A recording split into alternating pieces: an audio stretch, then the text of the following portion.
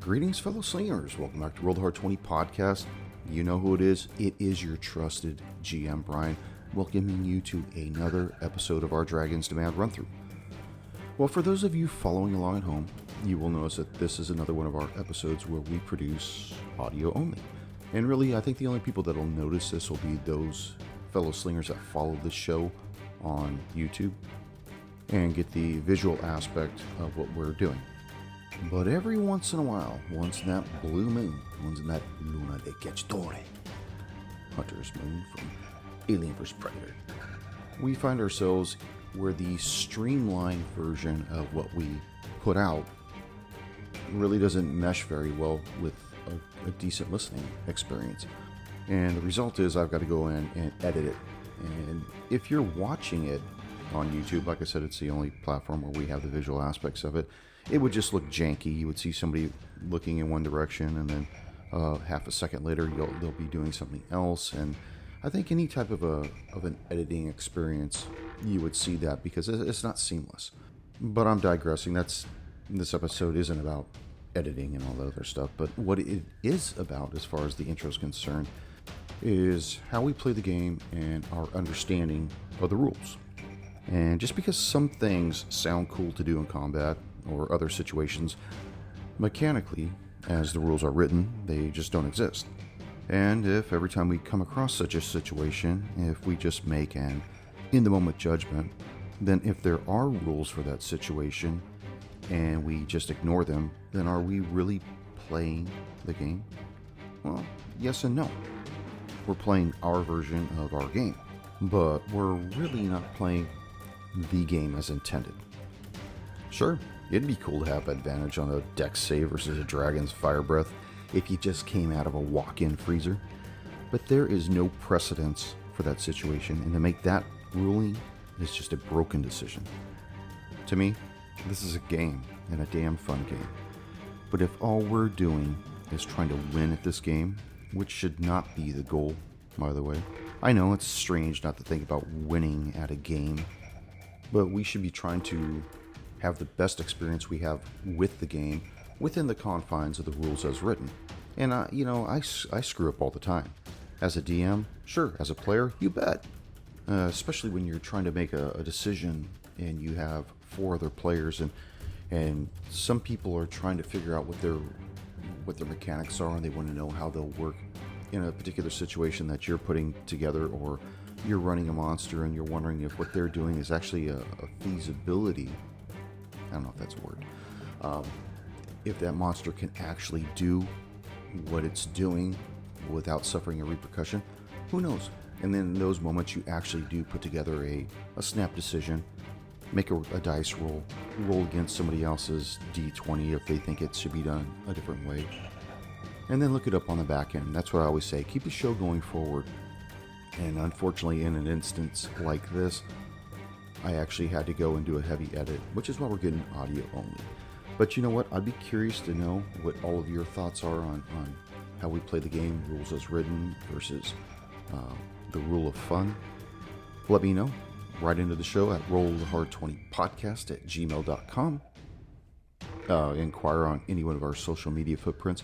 Hell, even go ahead and drop a comment on our YouTube channel at rollhard20, or leave a comment on any one of our podcast apps that we have the show on. As long as you leave us that 5-star rating and review. If not, I'm coming to your house. I'll pull those 5 stars out of your... Well, I can't do that. Anyways, let's just warm up our dice and top off our glasses. World Hard 20 podcast presents episode 59 of our Dragon's Demand run-through. No more jibba jabba.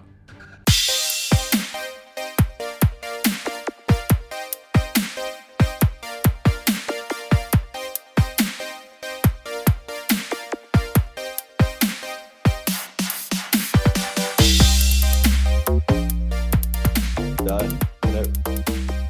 Wipe them all out. Yeah, I was done. No more cats, but we got Luna, and then for us moving out here to Florida, Brandy agreed to get Allie another cat, which this cat is just batshit crazy, but it's the one I love. And then I don't know, somewhere down the line, we thought it'd be a good idea to because all the cats were mellow at this point and enjoying each other, we thought it'd be a good idea to throw something into the mix Yeah. and really fuck with the dynamics. So Things were going nicely. yeah, they were. How many Can't cats have is it? that. I think Radkey's all about the copper right now. I was waving at you. Oh, is it there? Oh, well, hello. Hi, Warren. All right, Papas. You're gonna have to get off. So Yeah. I was asked by the proprietor of Warren Belhaim if you guys were still at level 4, and yes, you are. And he said, well, I can't wait to be level 5. And I said, I can't wait for you guys to be level 5. And he said, oh, you're going to regret it or something like that. I said, no, you're going to regret it. And let me explain, because I think I said this before. At this point, you guys are now, imagine they built this roller coaster and they only thought of the downhill aspect of this and didn't even worry about stopping this thing. So We'll get to that point. like it just ends in a big pile of broken rubble and glass and the last cart that went down this way without stopping properly. What's the height limit on this roller coaster? I don't know if I'm, of age limit. I need an adult. You get on the buddy side. Hey, do they take a picture though on the way down so you can do a funny face or But something? yeah, right. Yeah, it's right before you but the- realize that the train. Depending on doesn't how go anywhere. far we get this evening, because we're only going to be doing it for 1 hour, you may or may not level up by the end of this. So Let's go beat up some townspeople. I totally agree. I couldn't Grind up. agree more. So let's just kick this shit off, eh? Hey, hoser. Who's it? Hey, Hi. let's get some maple syrup. Huh? Sound like one of those Furbies. Anybody looking Hey. forward to something cool at level 5, eh? Greetings, Yes. fellow slingers. Welcome back to Roll the Hard 20 podcast. It is I, your trusted GM, Brian, and with me, the Hard Slingers. Yeah. Episode 59 of our Dragon's Demand run through. So you guys have just finished off the auction. You have met Ateperax, who basically made his demands. What were his demands? He wanted 776,000 gold pieces within 48 hours to be delivered to the abandoned garrison of St. Chyrixus, which is to the east. I don't know if you guys knew where it was at yet. He also demanded 4 special tomes, including a 5th tome known as, bonus for anybody who knows, Secrets of Dreaming Dark. Remember that? At which point, after he flew away and blipped out, Warren, you noticed that for some reason that did not sound like any type of magic you had ever heard in your life. It sounded like a bunch of gibberish. A little gnome female walked up to you, introduced herself as Bassie, and said that we'd best be killing that dragon or something of the such. And she mentioned that you guys were all going to be meeting back at the Baroness's manor. By the way, I think I forgot to mention also that several people died during that last auction from the Flame Drake, including the Baroness's son, Arnold, as well as a few Oh, I didn't know that Arnold was included in that. Yes, he has met his demise. Oh no, poor Arnold. So I remember that Heinrich had taken the Baroness back to her manor. Several of the reputable townsfolks followed her, like Bacchus, Swirlo Greyhands, Lazara Dadagian, who owned the stable, as well as a few other people, including Sheriff Benhovy. And it was Bassie who remained behind with you, basically saying, well, why don't we just kill it? And trying to find my Irish accent. Oh, look at there, me lucky charms. Why don't we just kill the dragon? Well, we must be getting back to the Baroness's manor and find out what she has in store for us. Yes, this what she has in store for us. Well, Be quite whatever interesting. plan the rest of the town's magistrate may be having as far as dealing with this Ateperax or whatever it was we just have seen. Agreed. So she starts leading. She doesn't even wait. She leads you guys out of the Belhaim Commons, which was the auction house area, and just takes you straight through to the Baroness's manor. She knocks on the door, and you see Heinrich answers the door. He looks at the five of you, and says, "Please come inside. I must tell you right now that the Baroness, she is not in very good shape. Please try not to agitate her any further, and try to keep your weapons holstered. We don't want another incident like last time that we had with your other comrade. Where is the other one, the little one? What is his name, Stabby? He's no longer with us. You, the well-oiled man in the back, I'm gonna need you to speak up a little more. I can't hear you very well. I am rolling insight on this guy. Dempsey, you're going to need to have to speak up a little bit more. I can't hear you very well. Can you hear me now? Thank you very You much. better. Well. All right. Warren, you said you wanted to roll insight? Yes, I got a 3. 3. He seems sincere. Right. If only you had an archive you could refer to. Well, come inside, please. And you see little Bassie, she just trounces right through, goes right past him and right into the, past the foyer and into the Baroness's parlor where she originally met with you guys. I think Right. Dempsey takes a minute and actually takes his like muddy boots off, and he sees Heinrich, and he's just like, "Oh, Grandpa, how are they treating you? They're working you too hard." Look, any other time, I'd be more than happy to trade words with you. But please, the Baroness, she is very sad about the loss of her son, Arnold, and you and I could have this discussion at a later time. He's like, "You're a But good please, man." out of respect for the Baroness, just come inside. And he just curtly starts walking towards the parlor himself. And you see a lot of people are kind of gathered in a semicircle around the Baroness. And she just completely looks distraught, totally out of it. And you really can't blame her. I mean, she lost her only son and heir, Arnold. You see the sheriff, he's there. The local stabler, the Dodgian's there. You see another woman, she appears lithe and in all red. Her hair's her blonde hair is done up in a real tight bun in back of her. And you see Bassie walks up. You see Bacchus looks at the four of you and gives you a curt nod. And you see Swirlo, Gray Hands.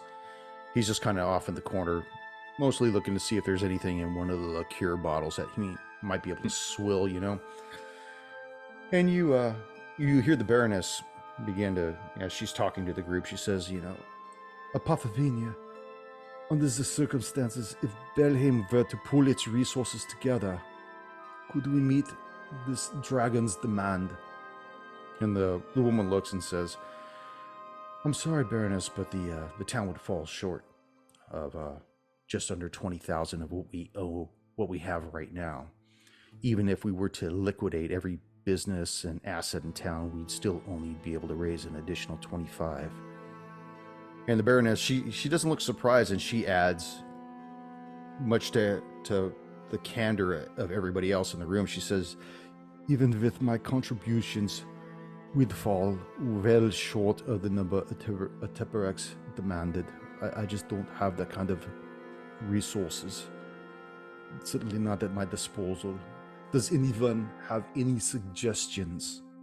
I'm not really liquid right now. And you hear the sheriff, he kind of clears his throat from the back and says, well, we should never have let that bastard Hunkley into the town to begin with.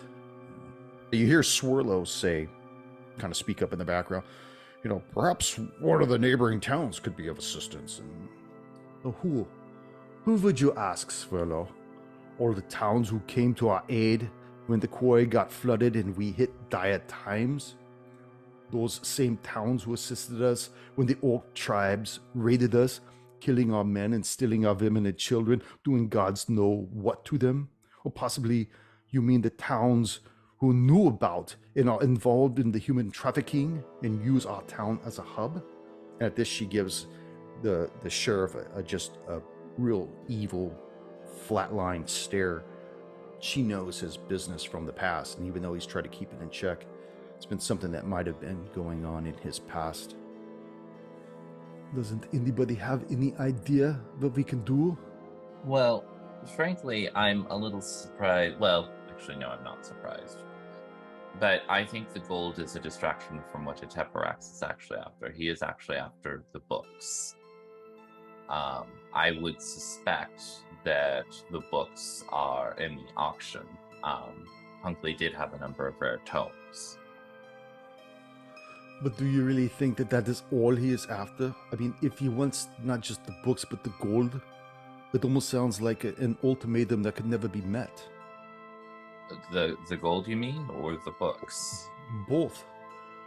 The books. I mean, at any don't. time he could have flown over to Hunkley's manor after the old man had died. Could have got whatever he wanted. I saw the inventory of the stuff that you put together for the auction. What use does a dragon have for money? They are incarnations of greed. So they Aside didn't from want to spend that, it, he you just should wants to know have it. that they could transform into a human form. They have the ability to speak, to use magic. One could only surmise that they know how to read. At this, you see little Bassie kind of get in the middle, and she says, "Like I said a little while ago, why don't we just kill the thing? I mean, we don't think he's really as powerful as he believes he's to be." I do believe I have made some observations when he made his demand that suggests it was as much show as it was him actually making the demands. Madam, if I may be of some insight to this. And you see Heinrich kind of speak up from the sideline, and everybody grows quiet as they look at him, and he says, I was there when the dragon made its demand. But whatever put together this illusion or its list of demands, we have to admit it is something very powerful. I don't doubt that if anybody were to know the name Ateperax, then it would most likely be of dragonborn or dragon kind. And we should prepare to do battle with the dragon itself. I would certainly agree with that. I think Dempsey's thinking back to Drosk, and he's just like, a bully's always a bully, no matter what it looks like or what it kind is. Maybe you won the battle today, but we can't let it win the war. If we let it win, it'll win forever. We got to take the battle to him, whatever this thing is. Heinrich, are you suggesting that the town take up arms against this evil dragon? I would think that that would be the most prudent. The Baroness and I, we go back very, very far in the past. We've had talks about the town. We are both from Belheim. The dragon that did what it did so many centuries ago in Tula was the one who took out Ateperax, as well as the rest of the dragons. Sorry. go ahead. Please, keep interrupting me. Your last name is Belheim. Go ahead. What do you got to say? I was actually trying Go to ahead, remember. say something. I was actually trying to remember. Not trying to interrupt him, trying to interrupt the DM. Do I remember if there was like something specific that Tula had used to take down Ateperax way back when? "Why don't you make a history check on that?" I will gladly do so. I was wondering about that. Like, what do we actually know about this thing? Yeah, that's actually pretty awesome. That is a 21 total. Nice. You know that she did have specific weapons. You know that she led her slayers to go and annihilate all the dragons in the dragon fen, but she had a particular weapon known as Worm Smite. It was just an amazing item, and that's really all you know about her as far as some of the weapons that she may have known. Of course, a lot of stuff that you learned because she was before your time as well. Mm-hmm. So a lot of it is rumor, hearsay, stories passed down. But that's open to interpretation. Okay. And I look at the Baroness and Heinrich at this point and ask them, so I do know that Tula did have a number of specific tools, weapons, to go after Ateperax and other dragons. Baroness, do you have no idea where these are? I have a very good idea of where these items are at. She was buried in a crypt of her own, and I do believe that they are probably within her crypt. And where is her crypt? I'm actually sorry I had not asked this sooner. I should have paid my respects. Well, according to what Ateperax had wanted, he wanted you to report to the garrison of St. Kyriaxis, which is on the eastern flank of the Dragonfen. However, the crypt of Tula Belheim, the famous dragon slayer, is to the northeast, just north of the garrison itself. It would probably take you about a day, little over a day to go there. And then from there, you could just journey straight south to get to the garrison. I look at Dempsey and Tommy and Valadier and kind of like quirk an eyebrow. And any thoughts? I have some concerns that if it's just the four of us taking this dragon, that we have enough strength to slay such an evil beast. Baroness, do you plan to perhaps gather a small militia to aid in the efforts to dispatch Ateperax? The town of Belheim is a very peaceful town. I don't have an army, which is why we were always overrun, and I can't offer money. With no monetary reward would be sufficient to lure you into undertaking such a deadly mission. However, I would ask if you would slay this dragon for Belheim. And if you succeed, I'll raise each of you to the rank of Knight of Taldor. And little Belheim and its inhabitants would be most grateful if you were to help us. Otherwise, we would be lost if you would not prevail. What say you, Valadier? You want to go find that amazing song you've been looking for? Yeah.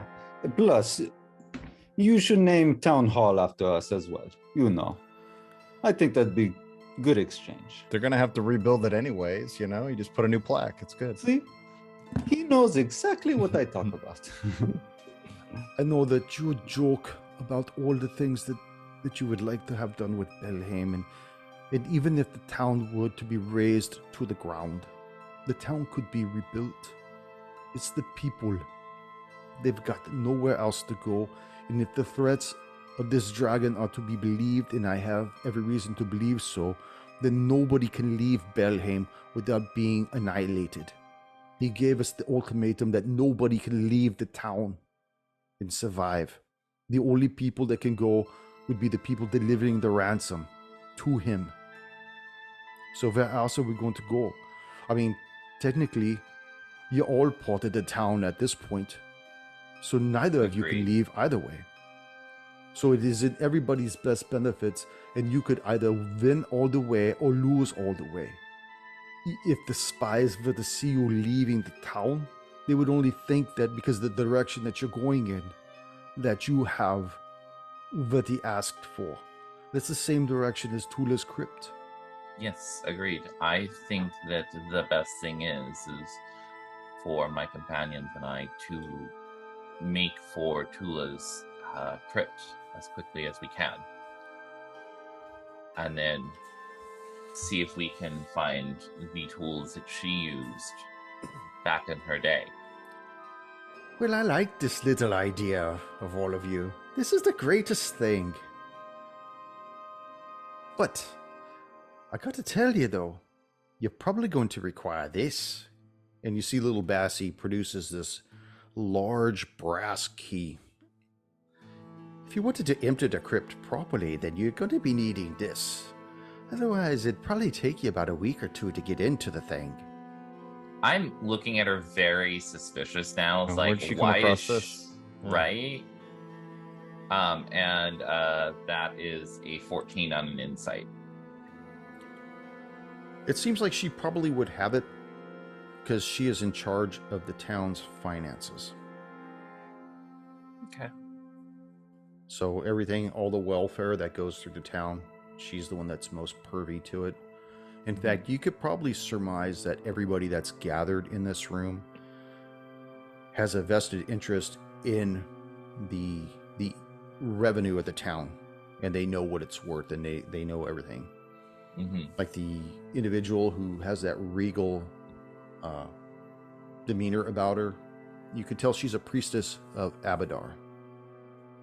And Abadar is a god of wealth and merchants. So, and you got the sheriff, and you have Bacchus, and you've got Swirlo Greyhands. So you get the feeling that all these people are prominent. I mean, I like the sound of getting raised up to a knighthood. That's like lower level nobility. That's nice. I mean, coming So- from the streets like Dempsey, he's got nothing. So that's, you know, he was catches Well- himself in the mirror and he's like, college man. Will you be taking the key and making I this will. happen? I will reach out to her and hold my hand out for it. And as she puts it in your hand, she holds onto her end and looks up at you in the eyes and says, "You should beware of Tula's crypt. There's no light in there at all. And that the crypt seems to have a rumor of fallen under a dark influence that people course. believe might possibly be her late husband Arturic, who went mad shortly after her death."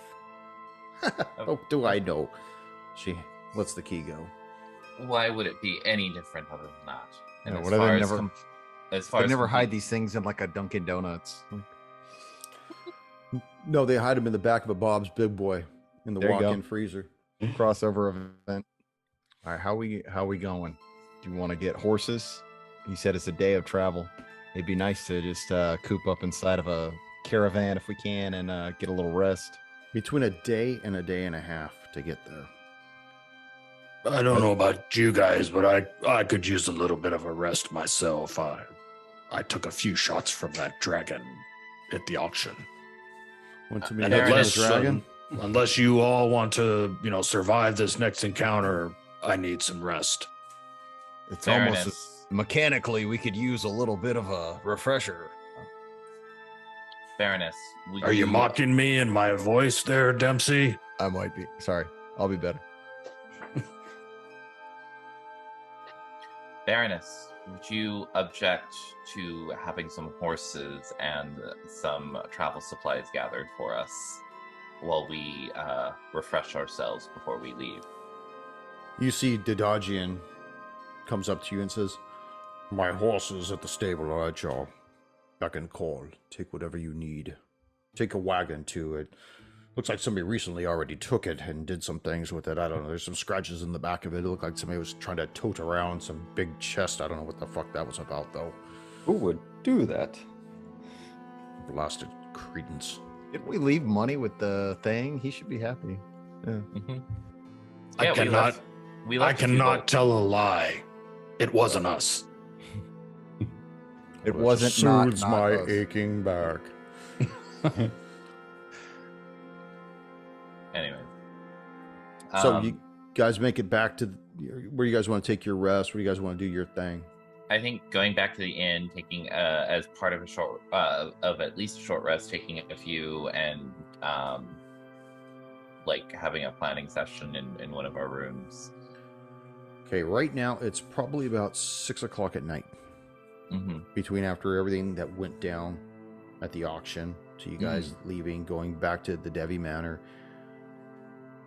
6:30, Okay. somewhere in there.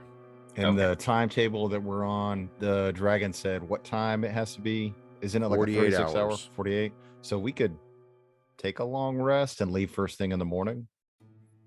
Yeah, you could. Get there kind of towards the end of the day on the morrow. We should not be traveling during the evening hours. Who knows what we're to encounter, and we need our full strength for this next encounter. I vote for a long rest, friends. Agreed. Yes. Better to We leave can, fully yeah. rested. We can leave before the dawn tomorrow. Just spend the rest of the night kind of like making sure everything's squared away and getting something to eat, saying our Agreed. goodbyes. Be ready, Don. Okay, so you guys make it back to the Wise Piper Inn. Get there by, say, 6:15. Get in the room, cop some Z's, wake up 6 in the morning, and you start riding out. Is that what you're doing? Yes. Tell me what Do time you want to that. leave. So, Yeah, if we only need the 8 hours, I'm thinking leaving before dawn, like 3:30 or 4 o'clock, would be more prudent. okay. Any objections? Oh, we can do it. Yeah. None. All Okay. in motion. Be there by lunch. So as you guys leave the Wise Piper Inn, say 3:30 in the morning, you see that the streets are a bustle of traffic. Nobody's sleeping. Everybody's packing. You see people are putting shit in the back of wagons, strapping things to the back of donkeys, just trying to figure out any way to get their important personal stuff and get out of Belhaim. Literally get out of Belhaim. You hear talking, people are worried whether or not the dragon's threat is real. They think maybe the road to the north might be safe, the road to the south might be safe, the road going east out of town past Hunclay's Manor, Devi Manor, and everything might, into the Dragon Fen might be safe. People don't know what they're doing at this point, but you just hear them murmuring back and forth as you guys mount the two horses. And you guys have a wagon? So you guys taking a wagon? Everyone take Yeah. a wagon. Okay, so you got two horses in the wagon. You guys load onto the wagon and start moving through town. And like I said, everybody's candles are burning bright in every one of the houses of people that weren't roasted alive back during the auction. You start leaving Belhaim. You go past Hunclay Manor, you go past Devi Manor, you keep going. You guys pass the old quarry where you guys fought the kobolds, seems like ages ago, and you keep going. Eventually the hustle and bustle fades away. You don't hear anything. You start getting familiar with the sounds of nature. It almost sounds just peaceful. Keep on moving. I would like for everybody to make a perception check at this time. Valadir. Non-natural 20. Okay. Tommy. 13. Dempsey. 17. Warren. 14. 14. Yeah.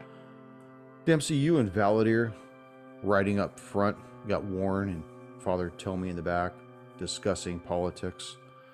But as you two are riding up front, you guys notice off in the tree line, occasionally you see something fly by. And as you look at it, you notice it's one of those grioths, like what you fought back at the auction house. The flame drake thing? No, the human-esque looking things with the leathery wings and the glass looking weapon. And you see it's flying and kind of marking time with you, sees the direction you're going, it kind of veers off and dives back into the tree line. A few moments later, you see another one fly up on the opposite side, watching you guys, and then it dives back into the tree line. You guys go for a few more miles. You see another one fly up, look at you guys, fly back into the tree line. Basically, you get the idea that these things are marking you to make sure that you're heading in the direction that Ateperax told you to go in. That you're not fleeing town, that you have a purpose. Mm-hmm. Dempsey, I get the feeling we're not alone here. I think they want to make sure that we're going to be bringing him his money. Mm. At least that's what they think. I can't make count if it's same one or multiple that are following us. I think it's a couple. He's got a lot of soldiers with him. I just hope nobody leaves the town. These people will be dead. So you guys Great. keep following this trail, and you start veering towards the northeast, and you start following Iskander Creek. You follow it. It starts getting a little darker as the day starts wearing on. The shadows grow a little longer. It's not dark outside, though. And you see that the flora and fauna begin to change to that of more of a moisture climate. You hear more frogs, see more mosquitoes, start to see low-lying fog along the ground. And eventually, the road kind of opens up and there's just a large, wide field. You see Iskander Creek keep knifing its way northeast. But it's this field that you're looking at, and you see low mounds, and you see a large skeletal remains of a long demised dragon. It's huge. It takes up almost the entire field. You see its mouth, its head slightly askew with its mouth open. You see fog kind of going around it. And it looks like it's facing a mound. And in that mound, you see a door. You think this is one of the ones that the lady killed? Quite possible. My cousin was a prolific dragon slayer. Do I happen taking a moment to kind of like observe this dragon, like maybe the nuances of like its skull and like any formations and stuff and its size? Can I tell what kind of dragon this was? Now, from your distance, you're probably about 150 feet away from it.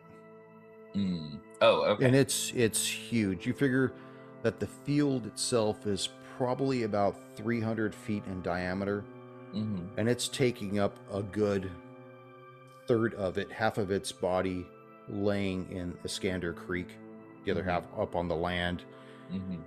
But it's monstrous. It probably maybe black, maybe green, something big. Okay. Curious. Well, let's see. We've got this doorway here. Are there any... Now, from your distance to the doorway, you're still like 150 feet. Okay. This would be a proper burial place for your cousin, then. Possibly. I would have expected something a little more grandiose, but... Never know what these things look like underneath. Agreed. Let's cautiously approach, keeping an eye out. Are we able to bring the wagon up to it? I'm assuming Dempsey's up there with the pushing the horse along with the little tassels or whatever. Yeah, and at this point, the entire ground has gotten to the point where moisture has become a problem, where even the horses are starting to have some trouble, and the wheels are no longer turning. They're more like dragging, like skids. There's no purchase for the wheels to grab at this point because of the weight of the wagon, as well as just this soft ass earth that basically is enveloping the whole area. You know, you see as you're trying to whip the horse and they're trying to prance up, you see them like kicking up billows of the low-lying fog, and it kind of settles back down and stuff. And it's getting to the point where it's more of an effort to try to get the horses to close. Dempsey just pulls out a whip and he's like, "Stop slacking!" No, roll damage. Yeah, he's like, I think we need to tie these animals. The horse rears up. You guys know that we're being watched. I think we've all seen these flying beasts, and they appear to be tracking us, so to speak. Actually, you haven't seen them in a while. So forget what I just said. I don't know what I'm talking about. I haven't seen them in a couple of hours, Father tell me. Pay attention, wake up, drink the Metamucil. Let's be a little more quiet. Let's make sure the horses and the wagon are secure, maybe just a short bit off the road if there's a safe spot here. Yeah, and then we can get to the door. Yeah, and as you guys start crossing the field, the scope of the skeletal remains of this dragon is just awe-inspiring. You see that it's much bigger than you thought it was from the distance, and you see its snout is maybe 15 feet from that mound where the door's at, almost as though that's right where it died. And it's most likely where they put Tula's crypt, as like an homage to this slayed dragon. So the skull and stuff, what we're seeing, that's bigger than what we saw from the illusion back in town? It's much bigger. Yeah, what you saw in town was maybe a third, maybe a quarter the size of what this thing is. I mean, this thing's huge. As you continue to get closer, you start closing halfway across the field, you see that there's a large portion of its skull missing, like in the middle, as though something might have gone through from underneath or from above, and that's most likely what brought this beast to a demise. I think that makes Dempsey feel better, because he's like, if they were able to take down this gigantic dragon with whatever it is we're going to find, it's like, well, this is bigger than that one. Obviously, smaller's got to be easier, right? So tell me what you want to do at your point. Who's got Bassie's key? I do. Okay. So tell me what you guys are going to do at this point. You guys left the horses behind. See the beautiful dead dragon. Yeah. Inspecting this door, probably from like a good 10 feet away. First off, trying to determine if this is the door to the crypt, and you seeing if there's any like markings of it to show that it does belong to Tula, and then looking for the keyhole that this key would work for. And there is a keyhole. And as you're looking at the door, you hear a slithering from inside the maw of this dragon, which is right behind you. Mm-hmm. And we're just going to take this and just start rolling initiative right now. Right. Yeah. Because we didn't see this one coming. Valadier. 14. Tommy. 15. Dempsey. 16. Warren. 12. 12. Tommy, what's your dex bonus? +2. Okay. Give me one moment. That's not for being anything. No, of course not. Sorry, shouldn't have done that. But Warren, as you start looking at this door, you hear this slurping, slushing sound as you see this disgusting looking mound of multiple mouths actually start to ooze its way out of the crevice of this demised skeletal remains of this dragon. And you feel these two tentacle-esque appendages lash out at you. That one's going to miss. That one will miss as well. Where are the rest of you guys at? Are you guys close by? Where's everybody at on this? I would assume we're all by the door. I mean, Okay. walking up towards, like, behind Warren at least. 2, 3, 4, 5, 6. Dempsey, you see this stream of spittle launch out of this mound as well. I think that's probably going to miss. 15 to hit. Nope. Can I repost? Not from that distance. Because Just this holds is up his shield actually and it- okay. Yeah, because you figure it's a stream of this acidic spittle come at you, and as the four of you turn, you see this just mound of eyes and teeth come slithering out. It's probably about 5 feet high, and it just kind of oozes around, and you see the ground around it kind of getting moist and mushy. Dempsey, what would you like to do? You're probably about 10 feet away from it. He holds up his shield, and it's still like sizzling with the acid, and he's like, Mr. Magic, what the hell is this thing? And he's gonna circle around to get close to this thing so he can take a hit. So you're Can I getting have- close to it, He's gonna walk, close the 10 feet and attack. and as you get close to it, you notice that the ground around your feet is just extremely soft, and it becomes difficult terrain for you being Okay. close to it. Go ahead. Hard 20, son. All right now. Good Back job. this shit up. Now, what are you using? Ooh, that's a natty 18, Playboy. What is it you're using? My fist. Okay. Yeah. So that's gonna be a 23 to hit. So is that crit? Nope. Immune to crit, son of a bitch. But write in to get that dice at rollthehard20 podcast@gmail.com. That's right.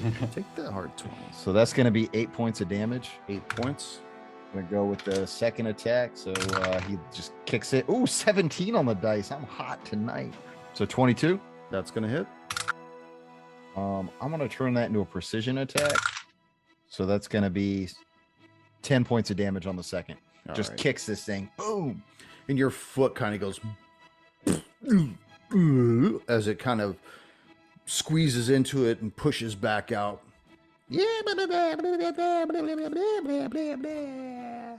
Tommy, you see Dempsey go up and actually just start trying to mano-a-mano with this disgusting thing of teeth and eyes.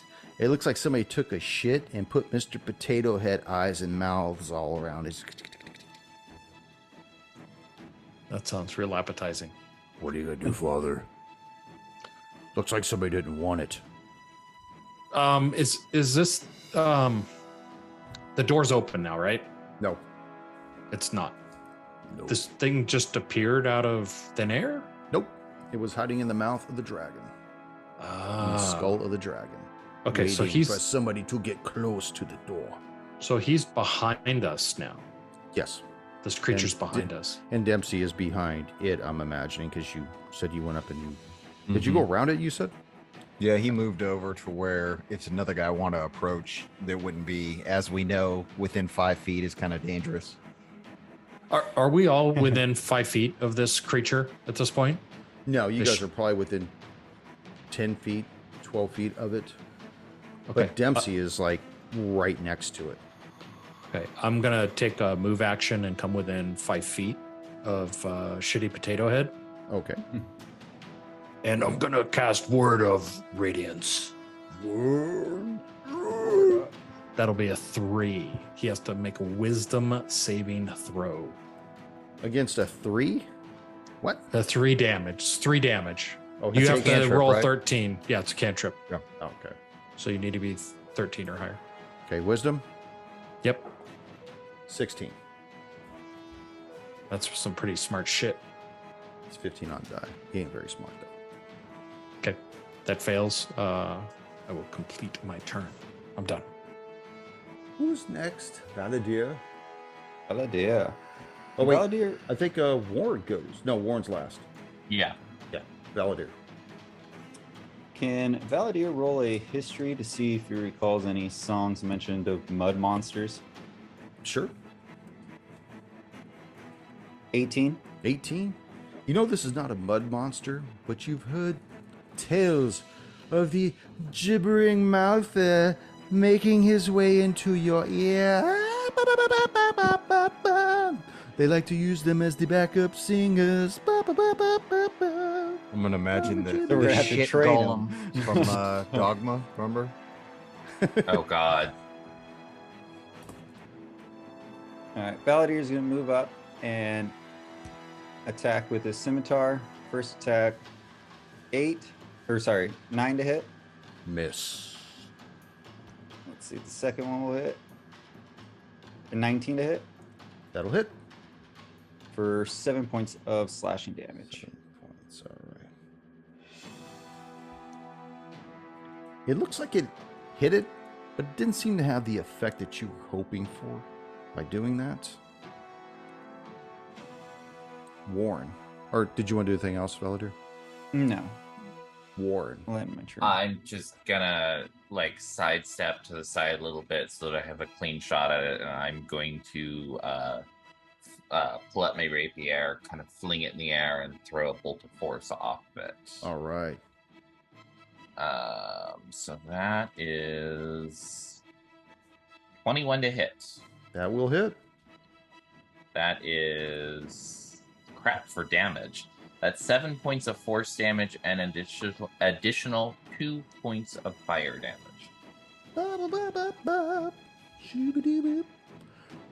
Warren, you've done a lot of damage to this thing. I don't like that. I'm also like 10 or 15 feet away from it. What is his reach on this thing? It's gonna eat Dempsey. Well, it can't get you with the mouth, but it does have Dempsey right next to him. All right, that dice is going to have to go in the trash. Next mouth, I got 1, 2, 3 for Tommy, 4, 5, 6 for Valadier. Tommy don't know me. I don't think that's going to hit. For Tommy, don't 12. play that. Yeah, it's a swing and a miss. Okay. Then it will use its spittle at you, Warren. Come on, fucko. You were rolling 20s all night. Is it using a ranged attack while it's It in is. melee? It is. So then it has disadvantage. Why would it have disadvantage? Because ranged attacks, when you have an opponent in melee, have disadvantage as a general rule. Okay, but this thing cannot be flanked. I mean, it's your call. Roll your d20 against mine. Okay. 13 on my die. That is an 8. An 8. Okay, so he can do that.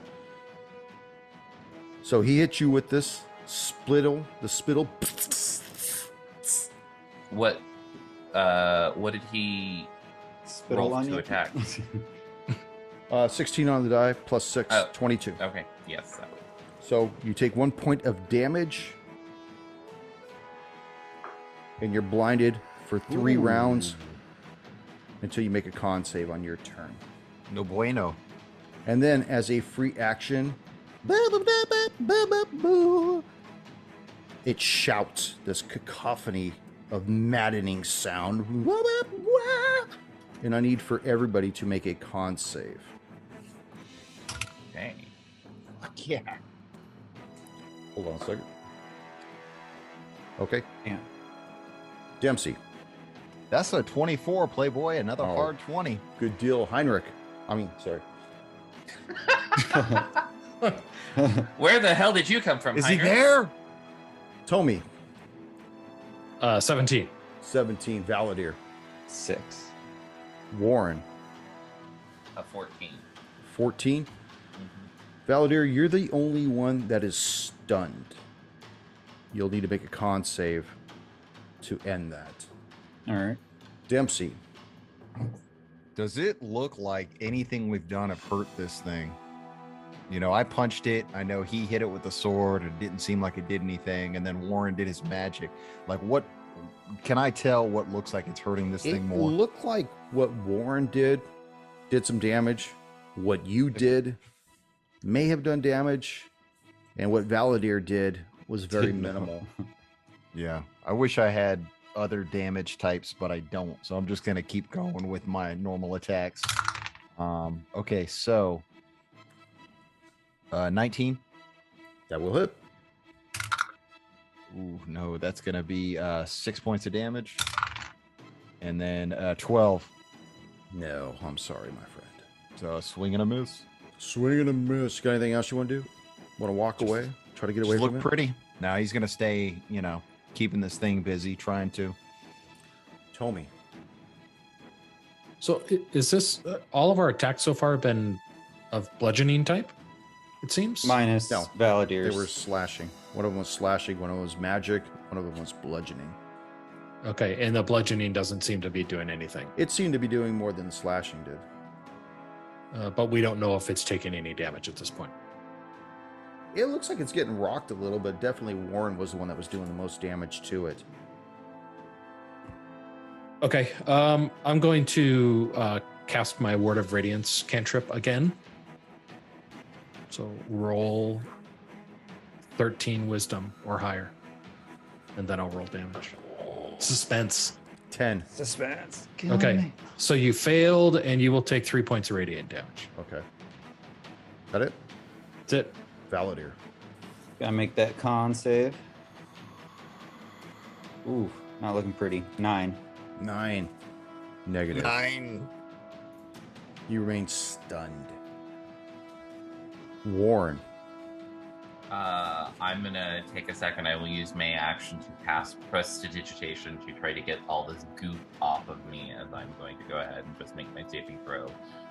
Because I am not going to be firing off magic bolts while blind. Did you say it was a Constitution saving throw? Yes, it is.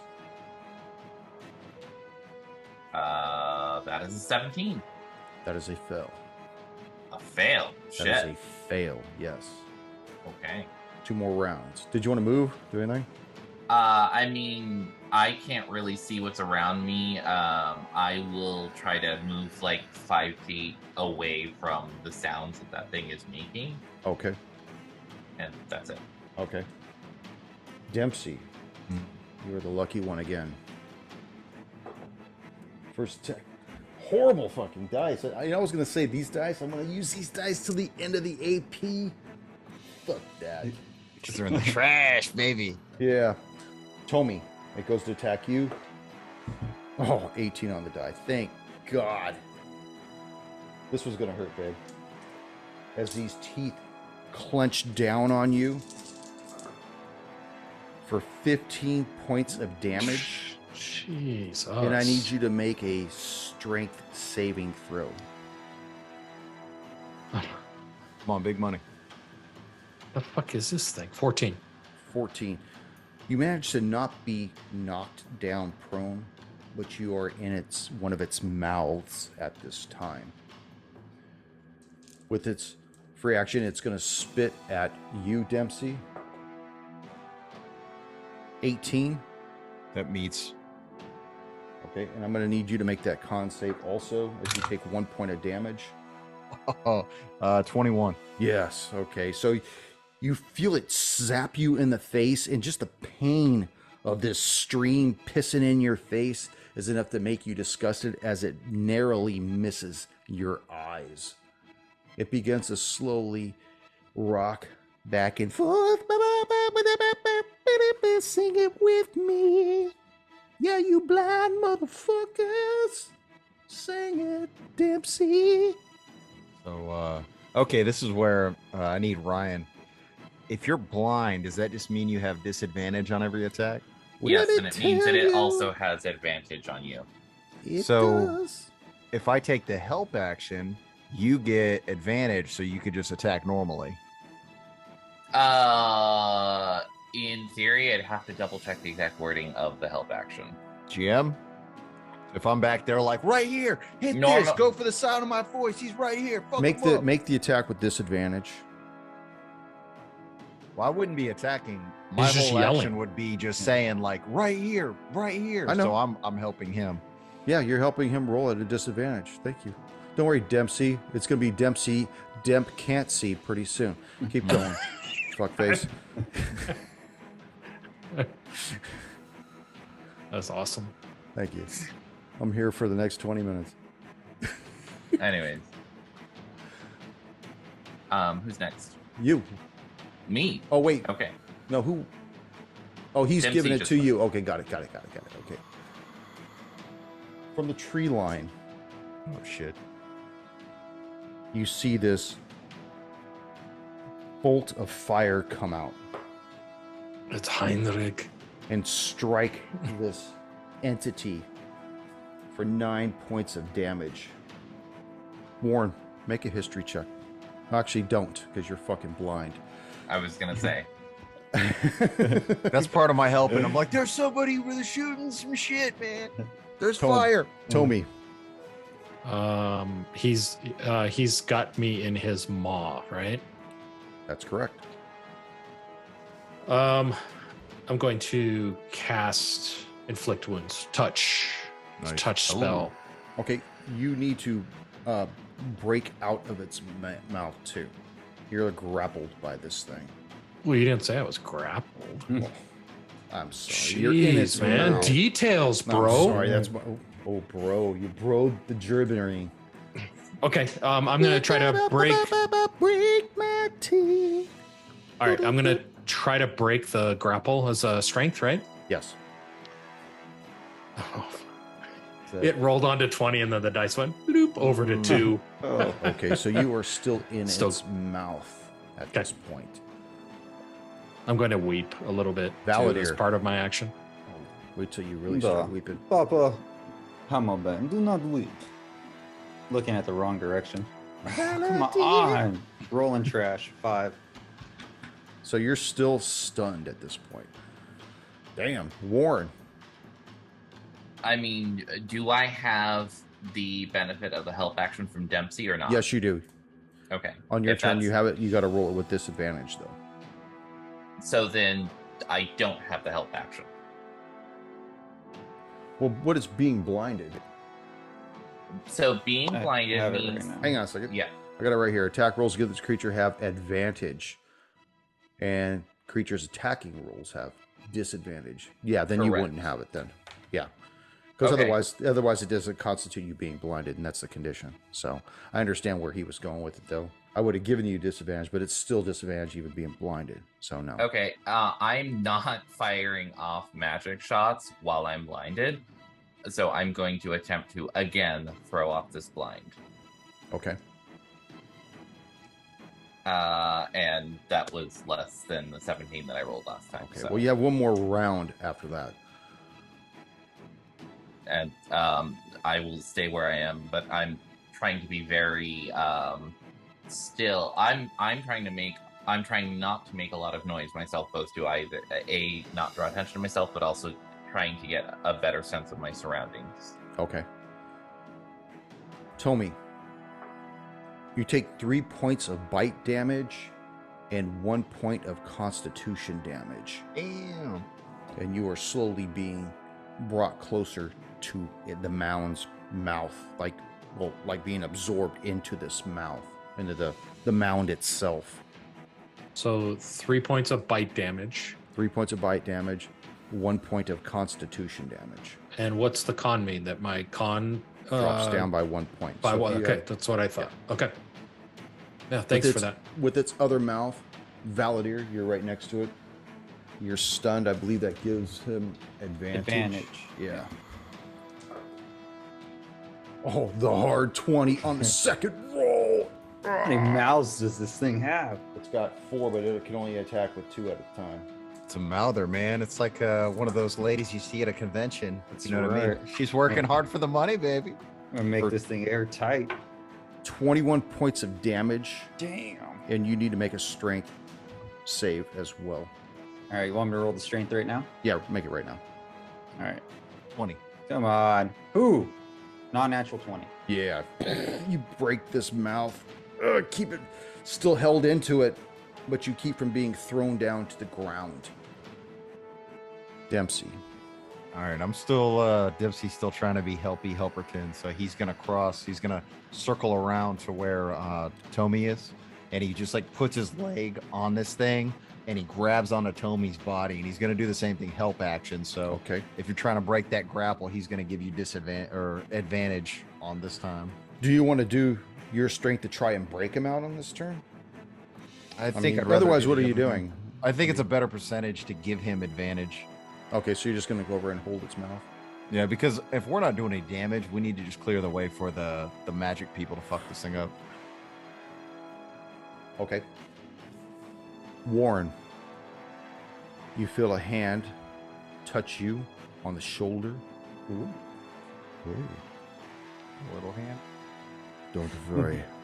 I'm here to help you.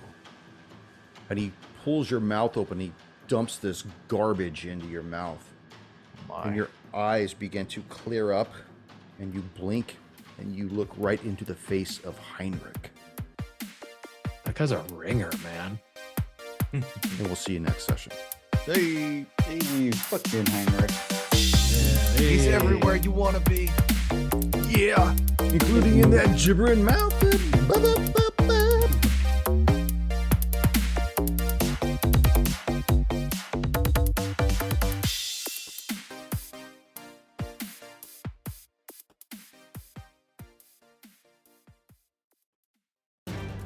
Thank you for joining us once again on Roll the Hard 20 podcast. Remember, you can find us and subscribe to the show on Apple Podcasts, Google Podcasts, Stitcher, Spotify, iHeart Radio, Amazon Podcasts, and Audible.